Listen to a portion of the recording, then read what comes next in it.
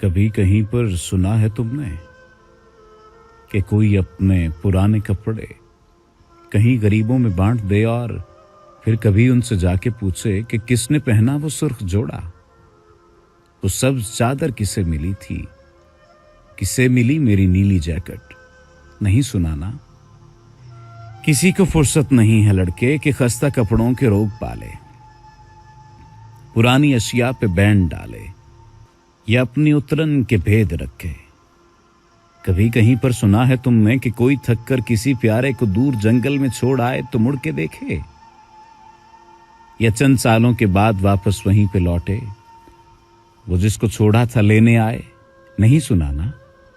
किसी को हाजत नहीं है लड़के कि रुफ्तगा का अजाब झेले, पुरानी बाजी को फिर से खेले, किसी के होने को अपने जीने की शर्त कर ले। इसीलिए तो मुझे नहीं है ये फिक्र बिल्कुल, कहाँ तुम्हारी ये उम्र बीती या कैसी हालत में वक्त काटा, बिछड़ के मुझसे किसे मिले तुम।